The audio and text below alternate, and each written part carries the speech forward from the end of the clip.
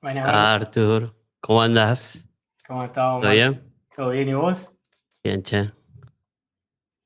Bueno, primero que nada, agradecerte por tu tiempo, por estar acá, por venir a este segundo episodio de este podcast.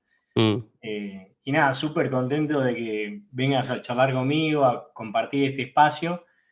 Me encantaría presentarte un poco para las claro. personas que no te conocen. Tengo una breve presentación tuya. Tengo el enorme placer de conversar con Martín Fernández, pionero argentino en construir dentro del ecosistema Bitcoin, fundador de BTC Trip. Ahora nos vas a contar un poquito más sobre Sí. esta primera agencia de viaje del mundo que aceptaba Bitcoin, un proyecto tan adelantado que te entrevistó el mismísimo Vitalik Buterin para Bitcoin Magazine antes de crear Ethereum. O sea, realmente qué adelantado. Ujú. Y luego, 10 años después, fuiste cofundador de Sensei Node, la empresa principal de infraestructura blockchain de Latinoamérica y un gran referente en esta revolución, ¿no? Así que bueno, primero preguntarte cómo estás, cómo llegás a la entrevista y nada, escuchar. Bien, llego muy bien, muy contento. La verdad que vi tu entrevista con Guillermo, con Rauch. Me encantó, me pareció que estabas haciendo algo muy novedoso. Y nada, la verdad que estoy muy contento de estar acá y con la presión de ser el segundo, ¿no? Eh, La verdad que Así dejó la que vara alta, Guille. muy vara alta, ¿viste? Muy alta la vara. Pero bueno, intentaremos hacer acá desde el llano. Cuando recién arrancaste con este proyecto, ¿dónde estabas vos cuando apareció Bitcoin en tu vida, no? O sea, Claro. ¿cómo fue ese primer contacto con Bitcoin? Mira, yo para conectar a Bitcoin, en realidad me tengo que retrotraer a la adolescencia, cerca de los 15 años. Empezaba a aprender a programar en C, Pascal antes, ¿no? Basic, antes incluso que estuviera Internet. Y a los 15 años me compré un módem por primera vez y eso, este dispositivo que era para conectarse entre computadoras antes de Internet, me abrió todo un mundo de comunicación entre personas. Hay que recordar que en ese tiempo, antes de los 2000, no existía el movimiento de open source, todo era privado, IBM, los manuales de San Solaris, todo era información privada, ¿no? Y entonces, yo rápidamente, a través de esas conexiones, que hacía con el módem, armé un BBS, que en ese momento era la plataforma para mandar mensajes entre personas y chatear incluso, que era una cosa muy innovadora en ese momento. Contacté a los primeros grupos de algo que en ese momento yo no sabía qué era bien, se llamaba hackers, ¿no? Por eso es que puse acá, acá está un libro de criptoarte, el primero que apareció, creo, ahí por la ONG, pero abajo está Criptografía Aplicada y 2600, ¿no? Dos libros que fueron base para mí, para después entender el white paper de Satoshi Nakamoto, ¿no? Porque en ese tiempo se gestó todo un movimiento de información libre, de open source. Yo en el 98 lo conozco a Linus Torvald en la Argentina y me instalo el primer Slackware, que era una total novedad, ¿no? Y entonces esos grupos, que éramos chicos muy jóvenes, de 15, 16, 17 años, compartíamos mucha información y se transformó en una cuestión para los que estuvimos ahí, nos marcó mucho, ¿no? Y éramos los representantes del cyberpunk en Argentina, básicamente, ese grupo, ¿no? Todo el movimiento cyberpunk. Es importante entender el movimiento del cyberpunk porque no es solamente una cuestión tecnológica, también es arte, literatura, filosofía, ¿no? Y se armó todo un movimiento alrededor de la tecnología, pero también la creatividad. Entonces, eh, gracias a todo ese movimiento también tuve contacto con filósofos como Hacking Bay, Bruce Sterling en la literatura, William Gibson, ¿no? Un montón de cuestiones muy estimulantes cuando era joven, ¿no? Y toda esa conexión me llevó finalmente a formar con diferentes personas, diferentes grupos que hackeábamos, como decíamos, hacíamos freaking también, que era hacer brute boxing para poder acceder a teléfonos internacionales, ¿no? Hay que recordar que era una tecnología muy nueva en ese momento, el discado directo internacional. Y para un chico argentino de clase media, Rauch es de Lanús, yo soy de Parque Patricios, así que expandió mi mundo gratamente todo eso, ¿no? Y bueno, eso me llevó a la criptografía y a programar en C, C++, Assembler, empezar a hacer los primeros virus con amigos, amigos me enseñaban a soldar. Hicimos muchos líos en esa época, muchos líos, ¿no? Vandalismo, pero creativo. Clonábamos celulares de Movicom, nos robamos un teléfono de Telefónica de España para ver cómo funcionaba y armar una tarjeta, ¿no? De hecho, un amigo que más adelante podemos hablar de él, que después terminó siendo inversor mío en Sensei, que hoy no está, y se lo extraña, formó de esos grupos, ¿no? Y entonces hay una conexión muy profunda ahí, en esos grupos fundacionales, y yo, sin querer queriendo, terminé siendo asesor de seguridad para la Asociación de Bancos Argentinos cuando tenía 20 y pico de años, 21 años, 20 años. Me acuerdo que con 20 años le pedí una autorización a mi viejo para viajar a Las Vegas, a DEFCON. Yo fui a la DEFCON, creo que era a las 6, ¿no? Imagínate. Y en ese momento, cuando yo viajaba, estamos hablando de 1998, y la criptografía era un arma de guerra, era considerada arma de guerra. Y de hecho yo implementaba RSA, claves de RSA para Banelco, para los cajeros, y eran claves que el gobierno de los Estados Unidos, la NSA, podía romper cuando quería. Claro, El que vino a cambiar todo eso, que es como el abuelo, ¿no? de Satoshi, es Phil Zimmermann, el creador de PGP, ¿no? claro. Y yo conozco a Phil Zimmermann, conozco la obra de Bruce Snyder, y a partir de esa profundización en la criptografía y de conocer gente muy talentosa, además, en la criptografía de Argentina, Mm, me llevó fines de 2012. Yo estaba buscando en qué iniciativa de tecnología meterme que sea novedosa, y hablo con un amigo de esa época, hacker, FX, ¿no? mm, Se le llamó así a mi amigo Mariano, y me dice: "Léete el white paper de Satoshi Nakamoto". 2012, lo leo y digo: "Esto es una bomba terrible". Em, y ahí digo: "¿Quién anda en esto hoy?", ¿no? Eh, en la red, y en Argentina, ¿no? Así que en realidad llego al paper de Satoshi Nakamoto gracias a que a los 15, 16 años me conecté con modems, con gente muy talentosa que me enseñaron mucho más. Que de hecho yo cursé la UTN un año y la dejé porque aprendía mucho más con estos grupos y con mis amigos que yendo a la facultad, ¿no? A- tal cual. Así que fue bastante estimulante, ¿no? Y es muy Cómo llegué interesante porque mucha gente cuando se enteró de Bitcoin y le llegó la data por primera vez, no sé, te doy mi caso, yo creo que escuché por primera vez en 2015, creo que no tenía todo ese bagaje previo para entender por qué era valioso, por qué era interesante a largo plazo, por qué podía llegar a tener valor.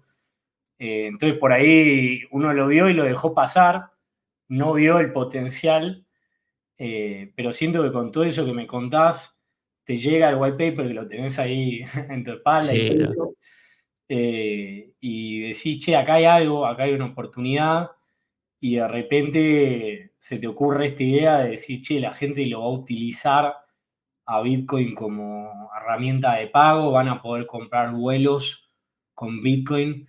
¿Esto para vos fue un experimento? mira, sí, para mí ¿Percibiste fue, una te digo de necesidad? decir la verdad, fue un experimento. Yo estaba queriendo hacer algo en tecnología, pero no me convencía el circuito de startups de ese momento.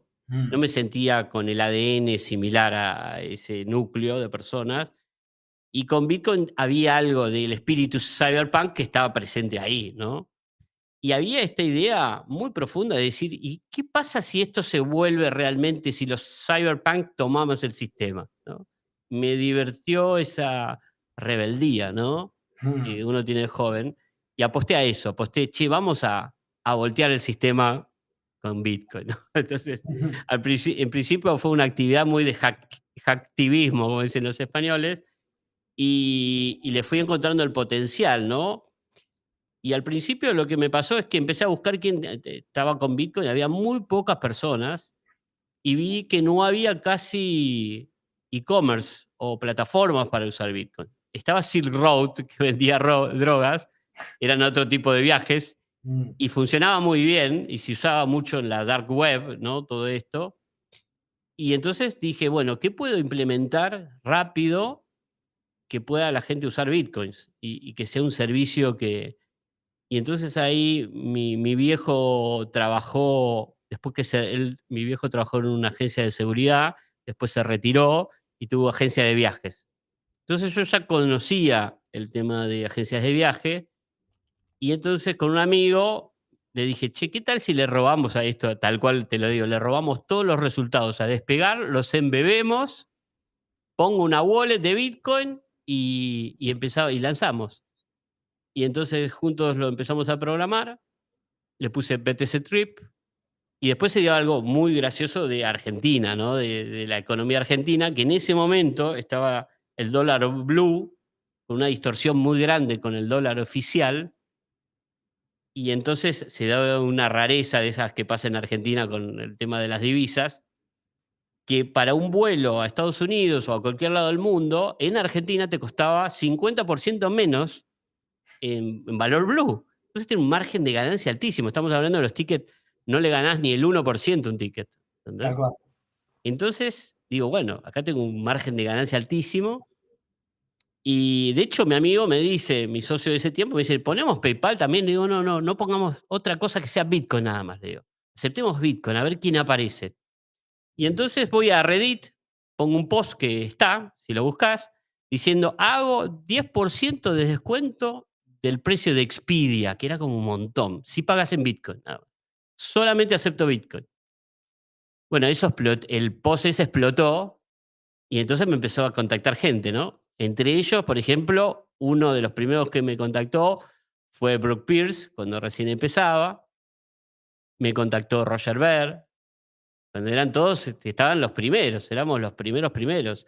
Me contactó Emir Taki, también, que es un personaje divino del principio de Bitcoin, bastante así anarquista. Me contactó Charlie Shrem de la Bitcoin Foundation. Me dice, che, está buenísimo lo que estás haciendo. Y me contacta un joven llamado Vitalik. Me dice, soy escritor de la Bitcoin Magazine, me gustaría hacerte una nota. Digo, bueno, dale, hagámosla, ¿no? Yo, imagínate, para mí ¿Quién era te un imaginaba en ese momento quién iba a ser Vitalik? sí, ¿qué, viste? Era para mí un periodista, di la entrevista por Skype. Mm, Te das cuenta que ya era muy inteligente, ¿viste? Extremadamente inteligente, pero no sabía que ese Vitalik iba a ser el Vitalik que hoy conocemos, el que va a ser Devcon ahora, ¿no? Gracias a él tenemos Ethereum, Devcon, la tokenización, digamos. Entonces, y también el que me escribió y que me empujó bastante fue CC de Binance. Antes de crear Binance, él era ingeniero en OKX y después se había pasado a blockchain.com. Así que de él también. Entonces, como que polulé ese primer circuito de personas que usábamos Bitcoin, que promovíamos Bitcoin. Y acá en Buenos Aires, la primera persona que había una lista de correos, ¿no? De mail sobre Bitcoin. Y el primero persona física que me junté fue con Diego Saldívar, ¿no? Con Dieguito, en Plaza Italia. Tuvimos una reunión que siempre ahora nos vemos con Dieguito y nos acordamos. 2013 esto, o fines de 2012, ahí en Plaza Italia, en un café, Balcarce, y le digo: "Dieguito, ¿vos la ves?". "Sí, yo la recontra veo, la de Bitcoin". Y fue un encuentro memorable, porque los 2 teníamos un recorrido de tecnología que venía de la época de los startups del año 2000 y veía lo mismo que yo, ¿no? Y él fue el primero que, digamos, en Argentina contacté y que tuve un intercambio. Después con otras personas también de primera época, como Franco Amati, ¿no? Que es un capo también, gente que recién iniciaba, ¿no? Y fue gracioso porque al final del día con esta página BTC Trip, que vendíamos pasajes aéreos, después Despegar me contactó y conocí al CEO de Despegar. Y me dice, ¿vos estás usando la API de Despegar? No, te estoy robando los resultados de la web. Se cagaba de la risa.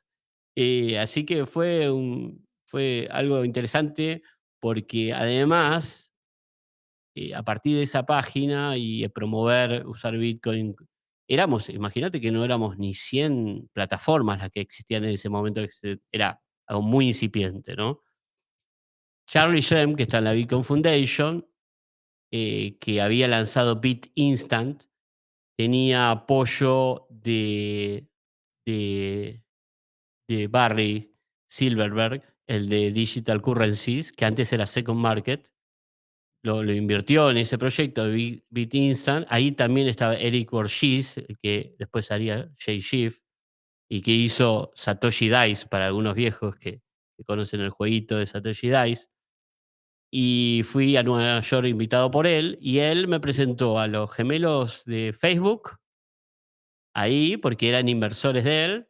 Fui a la oficina de él, fui a la oficina de Barry, y ya Charlie era un personaje cripto total, porque era el primer millonario así, por lo menos evidente, de Bitcoin. Cuando llego a la oficina, después me dice, venite a tal discoteca en Manhattan. Y cuando llego a la discoteca era de él. ¿No? Y al lado me dice: "Bueno, vamos al lado, a mi departamento". Y al lado de la discoteca tenía el departamento, era un piso así lleno de gente que vivía con él, además, una cosa muy turbia de esa época, muy joven Charlie. Y bueno, ahí generé, digamos, como esa conexión con el ecosistema, ¿no? Muy fuerte, principalmente, ¿no? Con los bitcoiners, ¿no? De ese tiempo, ¿no? Claro, me Y parece interesante porque, o sea, no solamente fue una cuestión de anticiparse al potencial de la tecnología, sino que incluso un poco como que forzaste la adopción, ¿no? En el sentido de encontraste un hack para que pagando con Bitcoin fuera más barato para cualquier persona. Entonces generaste una motivación real en una persona de querer aprender más sobre la tecnología, con lo cual digo, qué valioso ese aporte que hiciste al ecosistema de no solamente verla, sino que construir algo que le daba utilidad real a la gente y que los motivaba a querer genuinamente aprender sobre esto, ¿no? no, y además, poner a Bitcoin, en un buen lugar, que iba a ser el futuro lugar, ¿no? Que hoy tiene Bitcoin ya en el sistema claramente establecido, pero en ese momento Bitcoin, la mayoría de las personas que habían escuchado de Bitcoin y no entendían de tecnología o entendían de la tecnología antigua, le parecía algo turbio, de mínima, ¿no? Estaba muy asociado a, al mercado de la deep web, a las drogas, ¿no? Incluso tuve varias entrevistas con bancos en 2014, 2015. Recuerdo una que un gerente de Santander me invita y invita a todo el equipo de él, ¿no? Mm, Y entonces, no el Santander, HCBC. Y yo ya sabía que me iban a tirar a matar los bancos, ¿viste? 2015, 2014. Y mm, me acuerdo que levanta uno la mano y me dice, pero Martín, ¿vos no crees que Bitcoin es para lavar dinero? Y yo le digo, pero vos, ¿no sabías que tu propio banco en México lavó $1 trillón para los carteles narcos? Pero bueno, se había generado una disonancia tan grande sobre Bitcoin que se lo ponía ahí. Y la verdad es que por mucho tiempo Bitcoin fue un movimiento casi contracultural, ¿no? No totalmente. tenía mucho apoyo, ¿no? Y los que estábamos ahí éramos bichos raros, en general.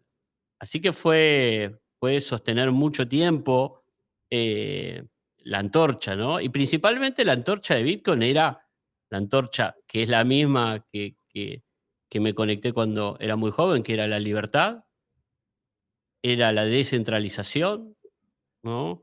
La capacidad de la transparencia entre las personas y entre los acuerdos entre las personas, y eso es lo que finalmente hoy está actualizando el sistema con esto, ¿no? Justamente estos valores, ¿no? Eh, y que el dinero finalmente sea soberano de cada persona, ¿viste? Dinero peer to peer. ¿no? Es una locura, o sea, escuchar de esos inicios en donde prácticamente los primeros días Bitcoin, digo, no tenía ese valor eh, asociado a un precio y hoy Sí, en día ya tenía esos valores de fundamentos, como vos bien decís, libertad, descentralización, pero ahora llegamos a un Bitcoin que vale $117.000, que en pesos argentinos es el equivalente a 170 millones de pesos argentinos. Eh, y que bueno, te contaba un poco, justo conectando un poco con la entrevista de Rauch, la anterior, hace poquito hice una herramienta con la herramienta B0 de Guillermo, que se llama Still Early Bitcoin, en donde básicamente les muestro un poco sobre la pirámide poblacional argentina, la situación de la jubilación actual y cómo hay una carrera invisible, ¿no? Como dice Rodolfo Andragnes de la ONG Bitcoin Argentina, de países acumulando Bitcoin. Estados Unidos, sí, China, empresas como Mercado Libre estando en el top 30 de empresas del mundo que más Bitcoin tienen en su tesorería y que mucha gente, incluso hoy, al día de hoy, año 2025, todavía no ve el potencial que tiene todo esto, creen que están tarde, pero claro. realmente si vos lo mirás en una escala de acá a 100 años, eh, todavía hay una oportunidad increíble, ¿no? No, no, mira, yo cuando entré en Bitcoin 2012, te voy a tratar de dar una analogía con un ser humano. Era un bebé, Mm, ¿eh? Era un bebé. Y hoy ya estamos viviendo recién cierta juventud, ¿ok? Es decir, que le falta mucho recorrido. Yo hace un montón que estoy, pero le falta mucho recorrido a esto, hay muchas oportunidades que se vienen, ¿no? Muchas de la mano no solamente de Bitcoin, claramente de Ethereum y la tokenización de todos los activos que van a tokenizarse, ¿no? Así que no, esto recién empezó en un punto, ¿no? Yo creo que hablo desde como si viniera de otra galaxia, ¿no? Y llego acá y les digo, miren, Bitcoin era esto. Pero es un poco como, no sé si viste la película Odisea 2001, Odisea en el espacio, ¿no? sí, Bueno, increíble. yo estábamos todos tirando el hueso. Ahora se está transformando recién en una nave espacial todo este movimiento de Bitcoin y Ethereum, ¿no? Y una Eh, gran oportunidad en eso que decide la tokenización de real world assets, real estate, total, agro. total. Argentina está recontra liderando en ese sentido. Así está bueno que la gente que escucha el episodio se haga un espacio para investigar, ¿no? Sobre esas oportunidades. Y bueno, quería pasar un poco a, nos empezaste a contar un poco cómo era esa comunidad, esos primeros años que se juntaban en Plaza Italia, ahí por Buenos Aires, a conversar de todo esto. Viviste un montón de aventuras dentro de lo que es el ecosistema cripto, de Sí, viajes y conocer gente, y de repente te decidiste a construir algo más profundo, sí. llamado Sensei Node, con un grupo de cofundadores. Me gustaría llegar ahí, ¿no? O sea, cómo pasaste de esta agencia de viajes que tuvo repercusión global, que tuvo a gente como Vitalik, como el fundador de Binance, Sí. comprando tickets en tu agencia, eh, a Su llegar primer a ticket con Bitcoins. Yo, yo creo totalmente. que, yo creo que soy una expresión del movimiento del cyberpunk, claramente. De hecho, me encuentro ahí, me hallo muy bien ahí, con los referentes, que incluso que tienen hoy empresas muy exitosas que provienen de ese lugar, nos entendemos rápidamente. Es como una especie de mindset, una filosofía, no solamente de hacer los negocios, sino de vida. Y como vos decís, por mucho tiempo yo viví la etapa tribal de cripto, ¿no? Esto me lo dijo un inversor, me dice: "Martín, ustedes los criptos son muy tribales", ¿no?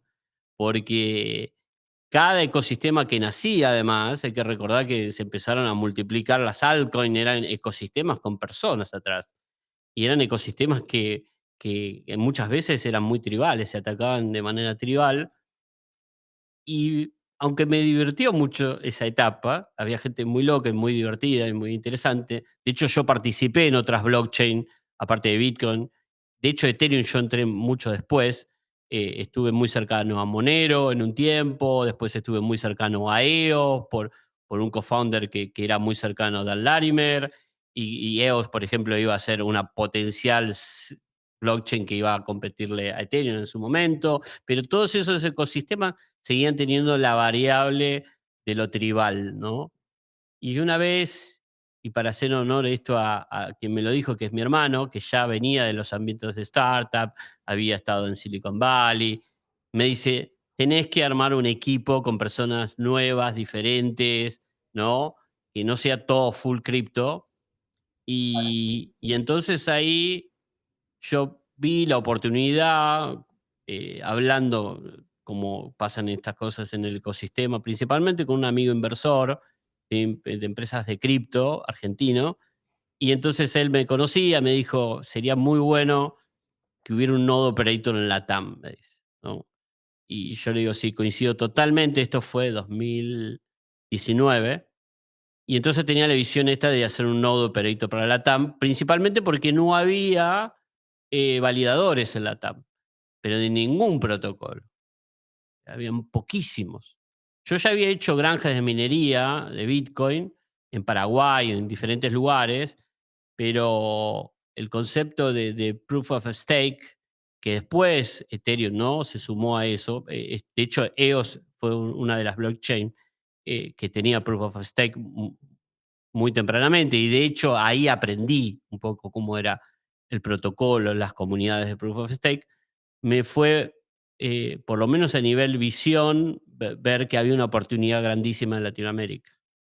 Y entonces, fines de 2019 intento armar un equipo con gente muy cripto, ¿no? Y siempre la gente de cripto, hay gente muy caótica en el ambiente, muy creativa, pero muy caótica. Entonces no logré estabilizar un equipo y vino la pandemia. Y en la pandemia era difícil armar un equipo a distancia.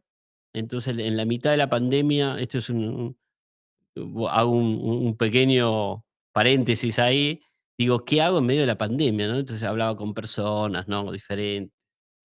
Y en la mitad de la pandemia, consigo una autorización, porque mi viejo había trabajado mucho en lugares de seguridad, de gobierno, y entonces logro por, Craigslist, una página viejísima, alquilar un galpón muy barato en Constitución en medio de la pandemia, que cuando llego me dice: "Tiene luz de obra", ¿no? Entonces, uy, qué mal, le digo. Y me dice: "Y no pueden venir a poner el medidor por la pandemia". Entonces yo ahí, miné toda la última etapa de Ethereum, ¿no? Cuando Ethereum estaba en 600, ¿no? Así que fue una linda aventura de Ethereum. Y cuando estaba terminando Ethereum, uno de los que viene y me dice: "Tirá la granja ya y así y hacelo del Node Operator", fue Pato Voltager, creo que es. No sé si lo conoces, el del chaleco rojo, ¿no?, que está en todas las conferencias, Pato. Me dice: "Mirá que te vas a quedar con todos los rigs guardados ahí, no lo vas a poder usar más". Y entonces, bueno, ya tenía la advertencia de él, tenía la visión del Node Operator, y sobre el final de la pandemia, en el gobierno de Macri hubo todas unas aceleradoras, y una aceleradora la manejaba Pablo Larguía. Me conoció con un proyecto de EOS. Entonces, en la pandemia creo que yo lo contacté, hablamos, terminó la pandemia, y ahí él me contactó para hacer un proyecto de blockchain, de una DAO de inversión. A priori yo le dije no me interesaba mucho, ¿no?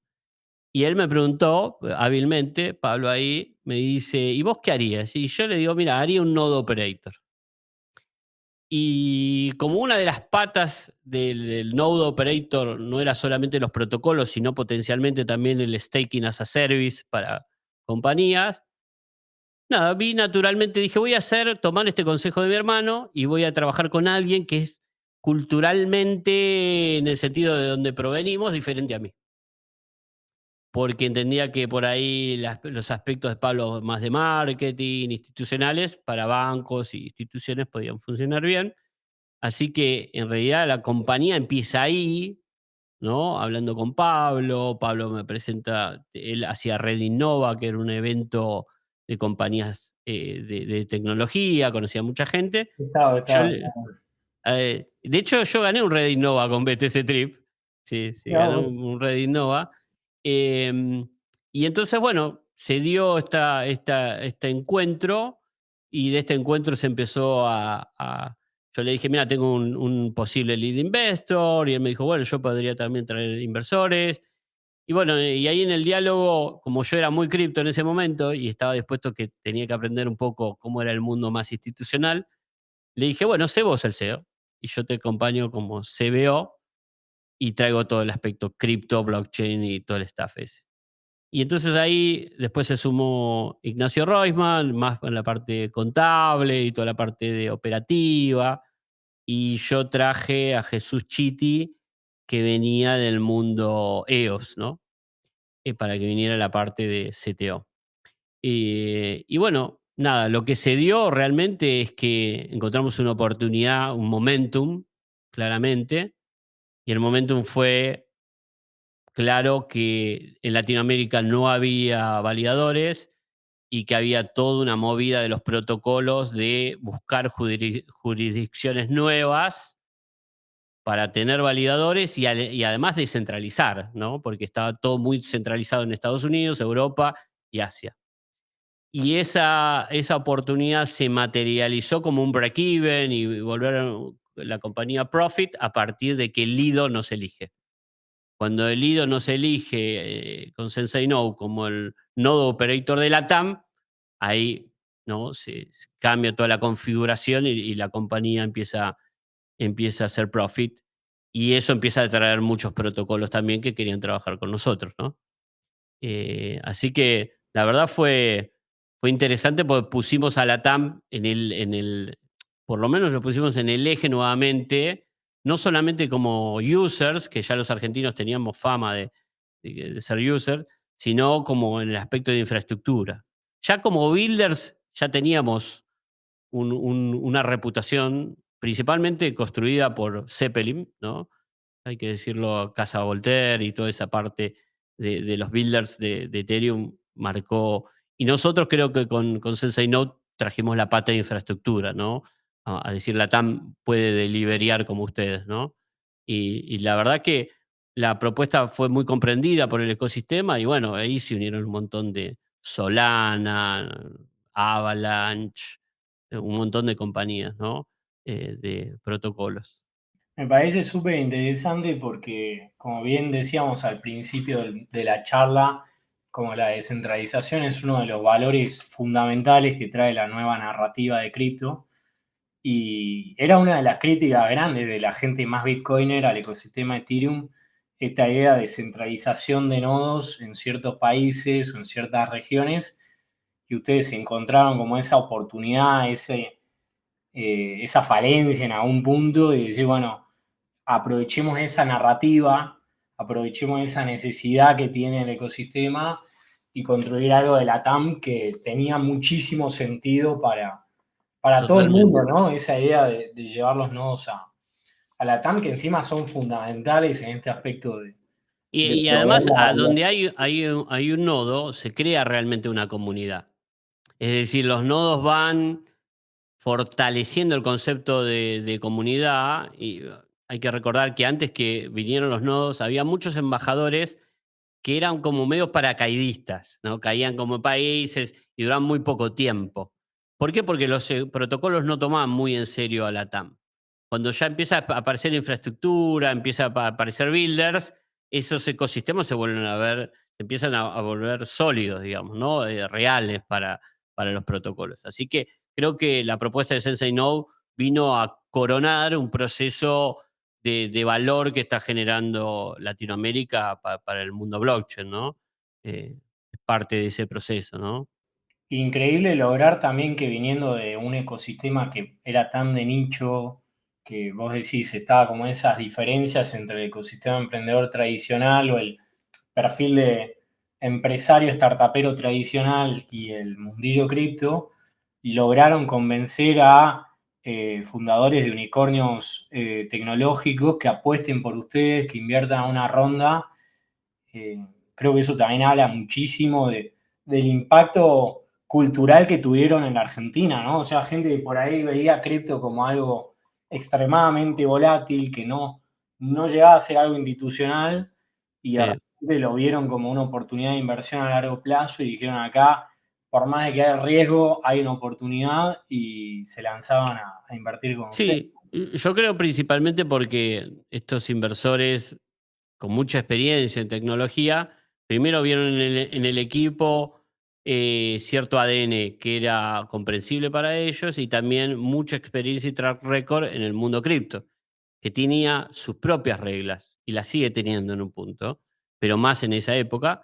Y muchos de nuestros inversores, en realidad, por ahí sus empresas no tenían cripto, daban una nota y no hablaban por ahí bien de cripto, porque era lo que tenían que hacer institucionalmente, pero tenían todos una wallet comprando Bitcoin, Ethereum, ¿no? Entonces, ellos internamente sabían que el movimiento cripto se venía, ¿no? Y bueno, nada, hoy es evidente, ¿no? Que ya tenemos un framework legal de trabajo para toda la gente de cripto. Y bueno, nada, este año y el año que viene son cambian el juego totalmente, ¿no? Para aquellos que estábamos antes en cripto, cambia totalmente la forma, ¿no? Que va a tomar esto institucionalmente. Tal cual, totalmente. Quería volver un poco a la conversación inicial, cuando hablábamos de esta generación de OGs, de gente que inició en esta industria, que vio nacer, digamos, la industria Bitcoin, la industria cripto. Eh, Hablamos mucho de esa filosofía, de esos valores. ¿Qué legado crees que se mantiene hoy en día en el ecosistema de esa primera camada de cyberpunks, que hoy, nada, se convirtió en una industria que mueve miles de millones, pero que nació a partir de esas conversaciones, ¿no? En Plaza Sí, Italia, en esa primera startup, digo, ¿qué valores o aprendizajes personales crees que quedaron de esa etapa? yo creo que lo principal que pudimos contra Goliat, ¿no? Porque en un punto éramos David. Imagínate que ya poderse acercar a ganarle un poquito de territorio a PayPal para nosotros, para la gente que venía en Bitcoin, era un montón.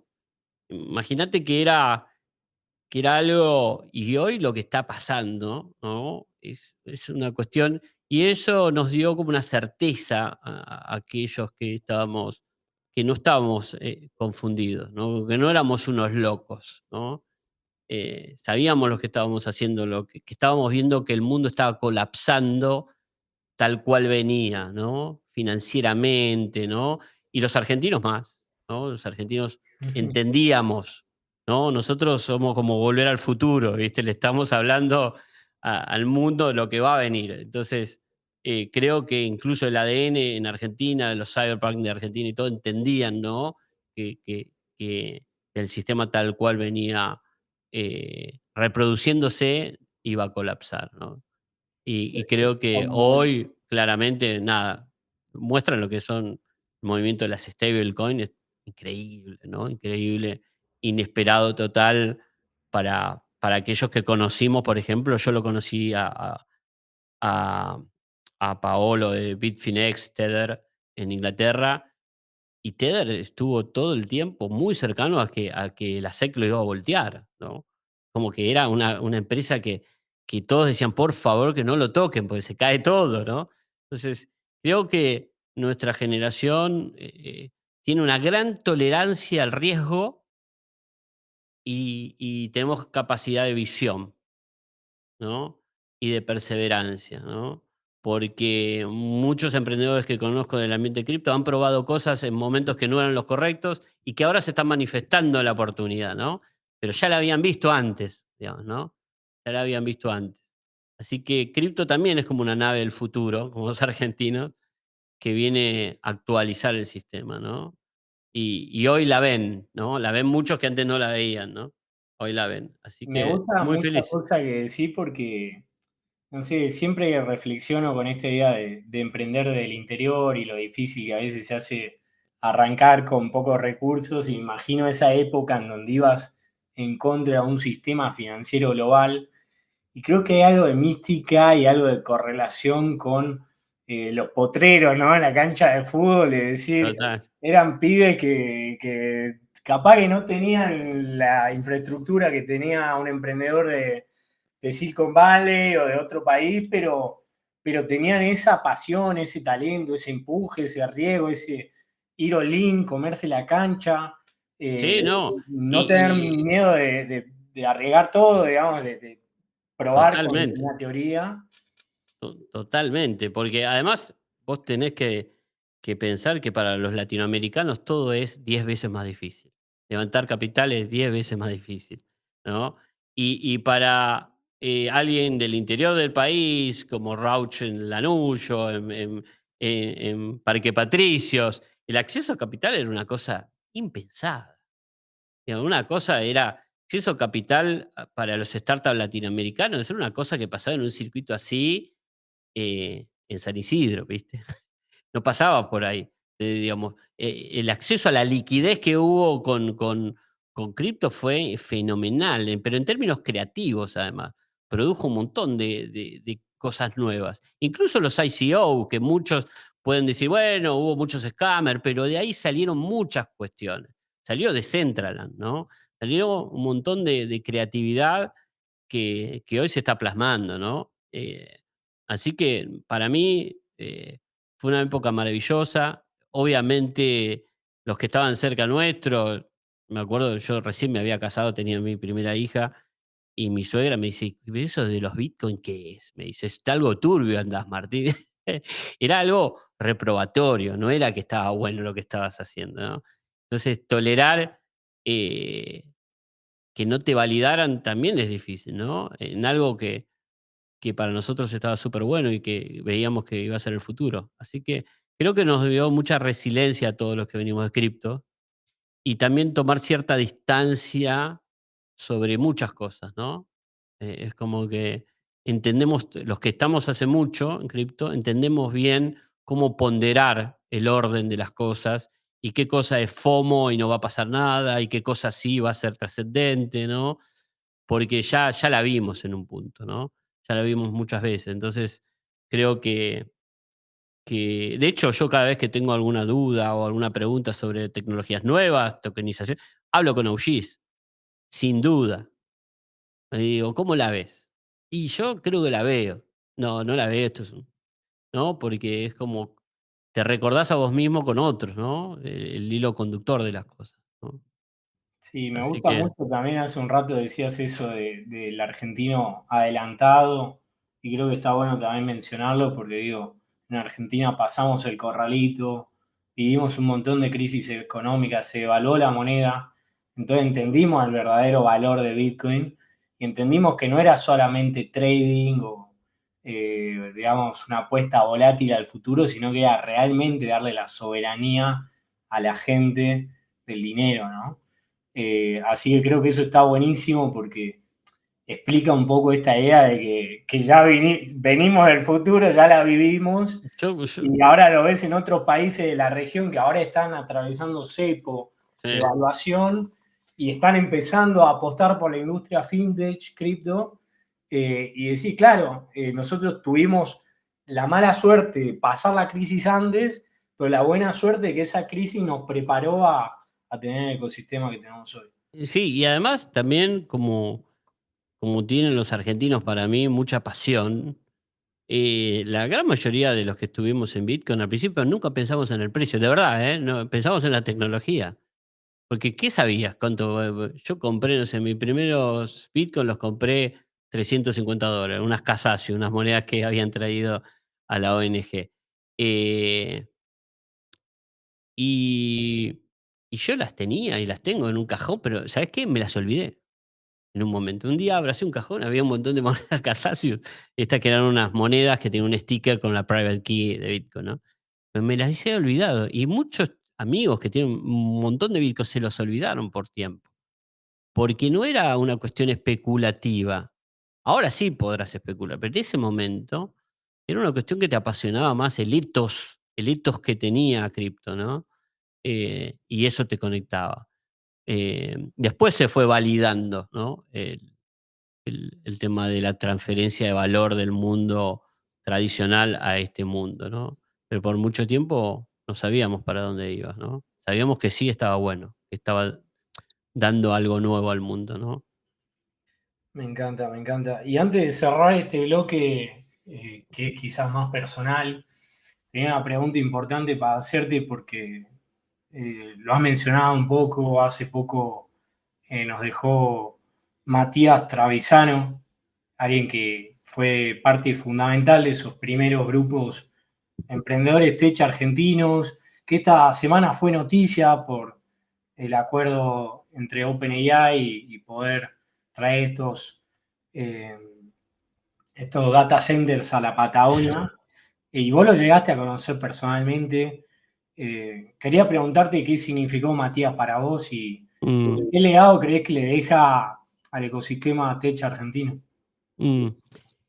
Es difícil, porque viste, yo a Matt lo conocí, son como esos amigos que te ligan a vos con tu propia historia personal, ¿se entiende lo que voy? No sé si nos veíamos tanto, pero en principio yo lo conocí a él de una época de que no sabía quién era y por los bebés se chateábamos con él, con su grupo.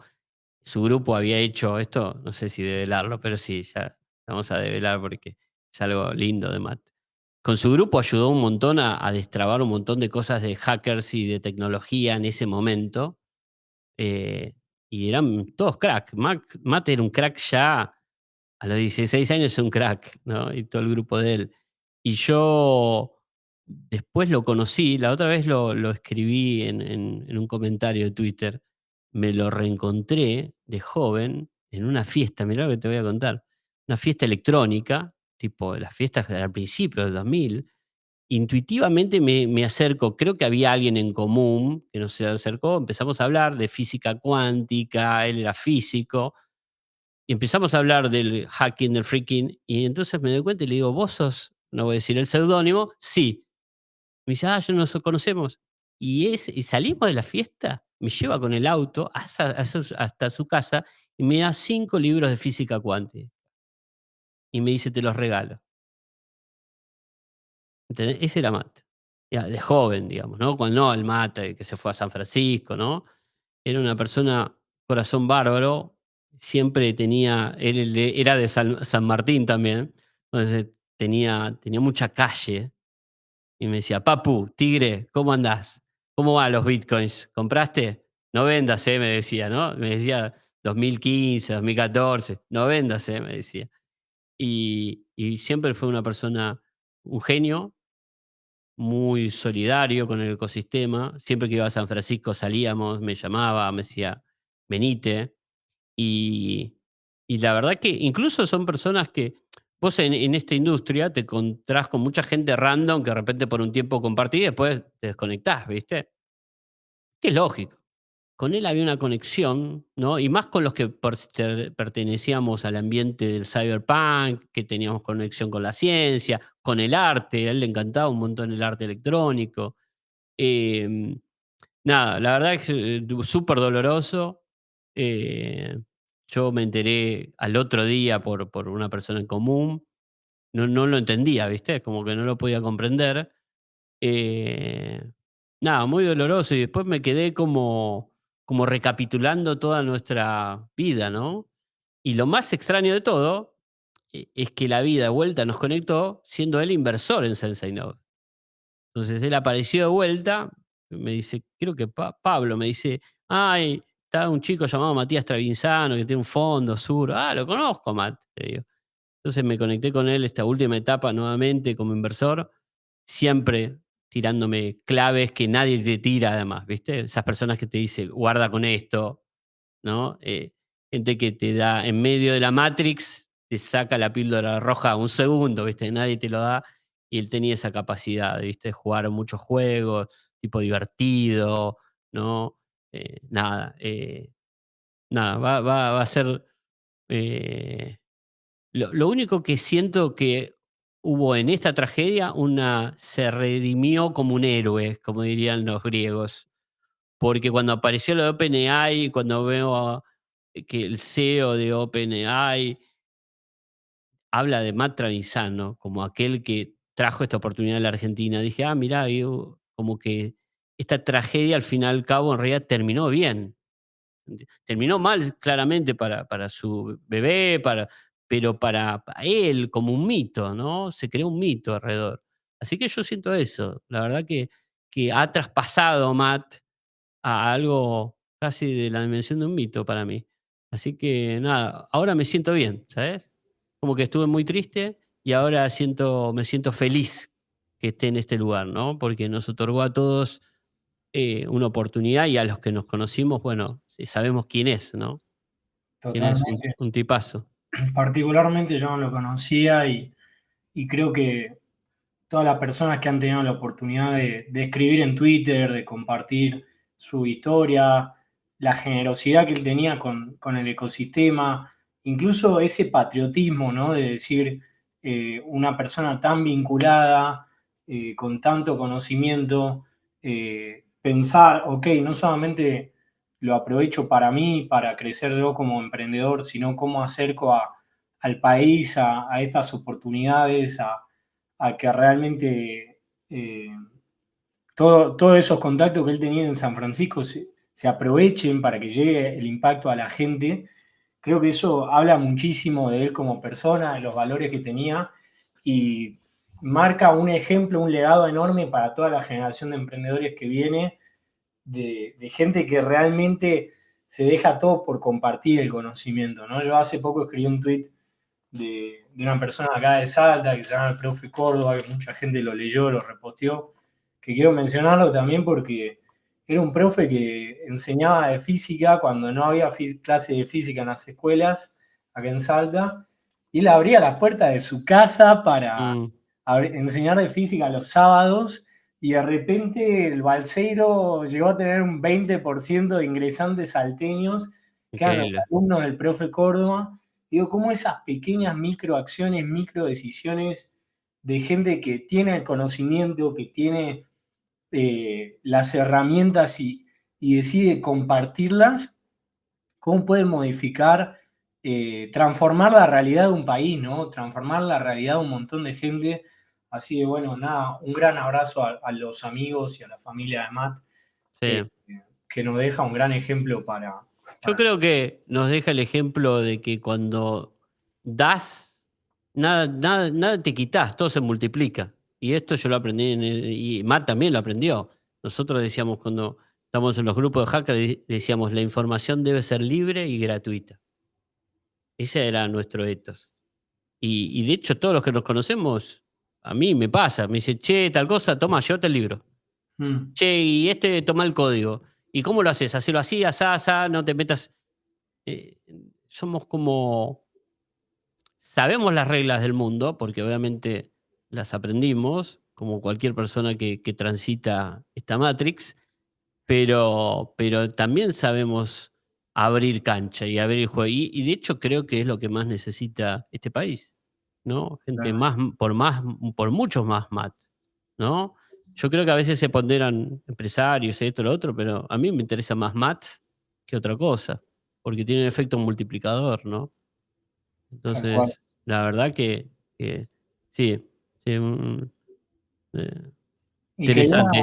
aprovechar también este espacio para Sí, reconocer el trabajo que estás haciendo ahí con esta Hacker House en Buenos Aires, con Abadía, que sí, la verdad yo no la conocía, estuve viendo un poco fotos, un poco lo que han hecho en el pasado con otros grupos entusiastas blockchain, que lo menciono en el podcast, hay mucha gente que viaja a Buenos Aires a eventos como DevConnect, como Ethereum Latam, como la sí. Bitcoin, y a veces del interior, ¿viste? Tenés que pagarte el pasaje, Obvio, obvio, pagarte el obvio. alojamiento. Son chicos que están dejando todo con la presión social esa de, che, que estás con las cripto, te va a ir bien, no, no sé qué.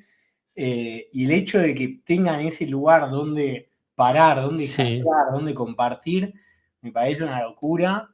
Así que nada, felicitarte también por esa iniciativa. No sé si querés contar un sí. poco. Abadía Dev en realidad es como una casa que tengo hace un montón, que yo ya no la habito, y fue búnker o cuna de muchos proyectos. Y en un momento, bueno, ya había cumplido su misión, y entonces digo, ¿qué hacemos, no? Y le llamamos la abadía porque era como un lugar de los monjes, ¿no? Pero los monjes cripto. Entonces dijimos, bueno, pongámosle Abadía Dev para desarrolladores. Y me decían, che, ¿y no querés que busquemos sponsor de Solana? Y al principio dije, no, la voy a bancar yo. La voy a bancar yo porque quiero que acá no haya limitaciones de ningún tipo o que dure un tiempo y después se corta porque ya no está el spot, porque es mi forma de contribuir. Porque yo me que hubiera querido encontrar con una abadía dev de joven y que me dijera, venite, quédate acá, desarrollá tu proyecto, tenés el tiempo que necesites. ¿Estás haciendo algo bueno? Quédate todo el año si querés, no hay problema.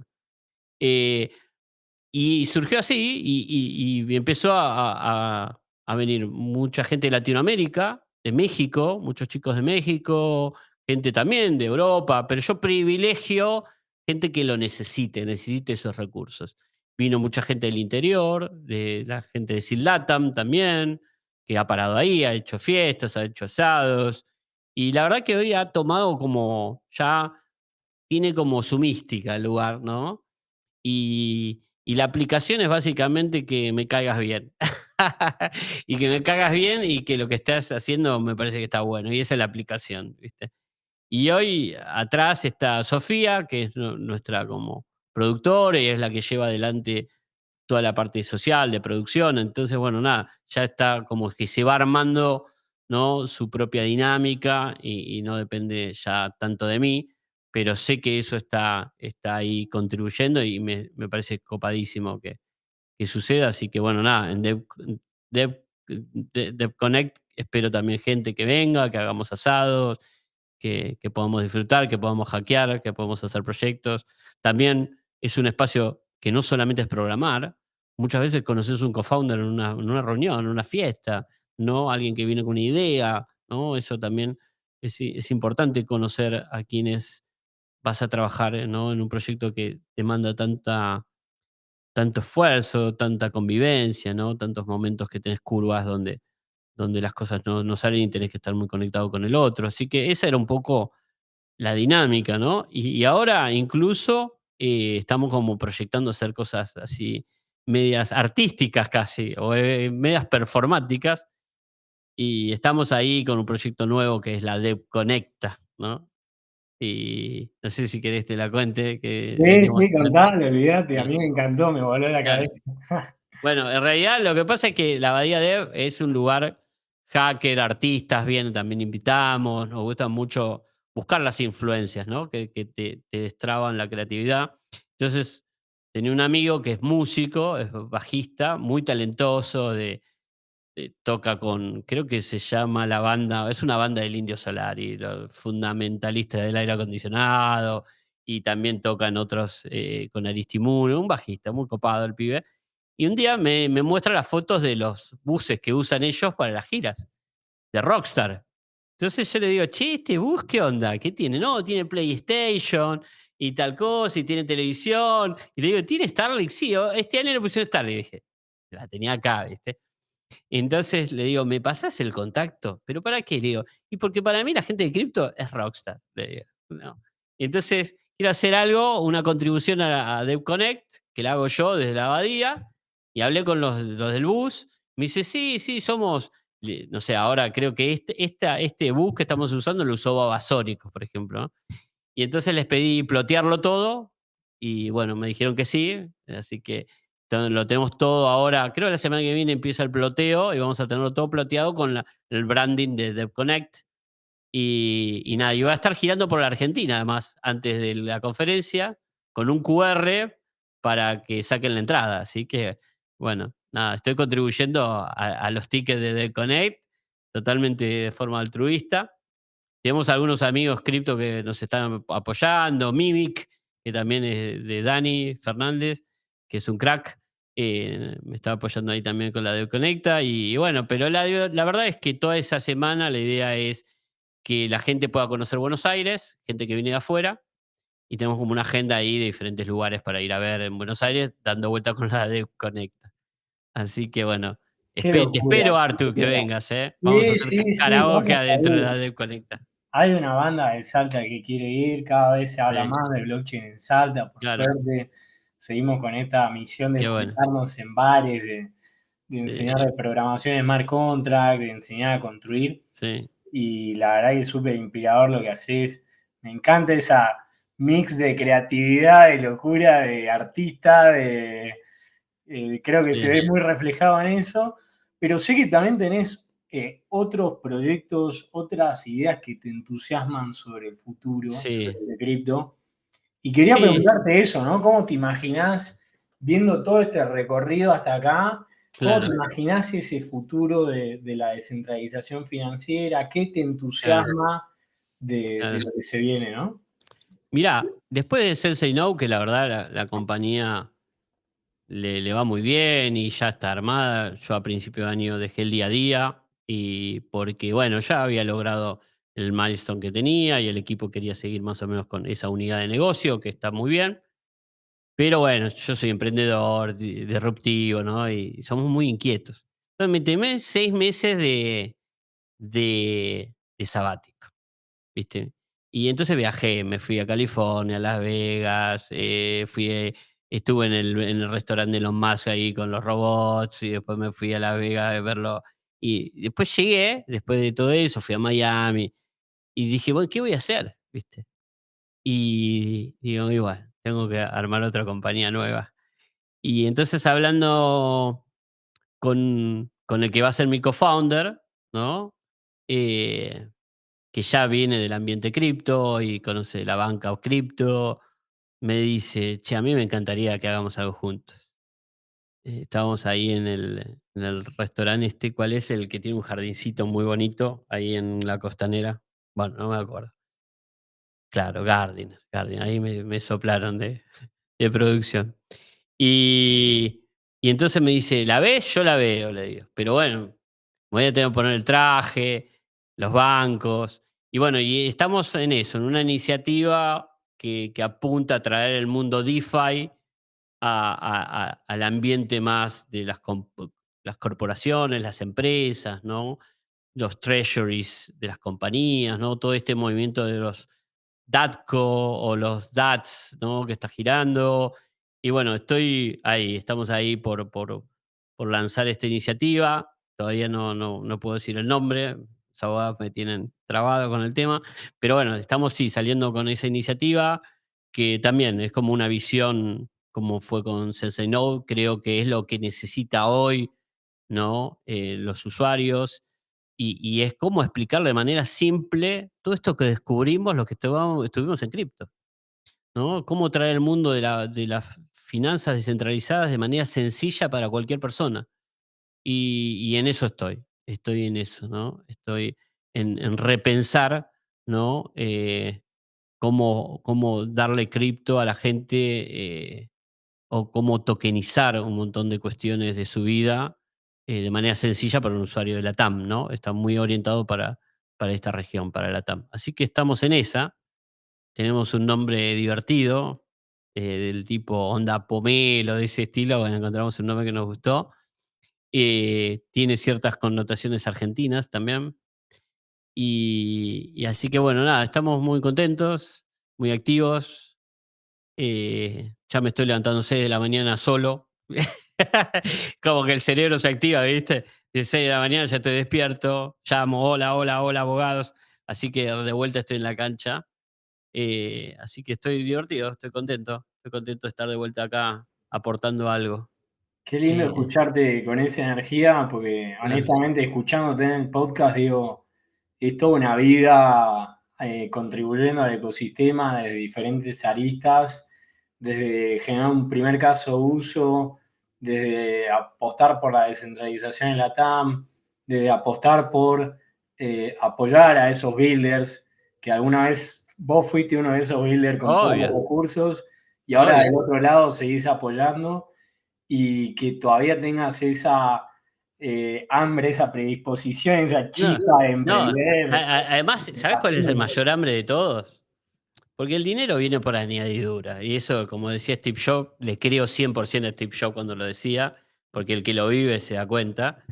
Es las ganas de trabajar con gente joven. Que yo no soy tan viejo tampoco, pero de vuelta es como que vos te encontrás a vos mismo, ¿se entiende? Como vos decías. Yo encuentro a mis amigos, con la gente nueva que voy a trabajar. Y eso me súper apasiona, me estimula y entonces la iniciativa es una empresa que va a tener un impacto y que creo que va a ser muy grande lo que vamos a hacer, pero también me hace evolucionar a mí, a todos los que estamos ahí, ¿no? Y eso es fantástico, ¿no?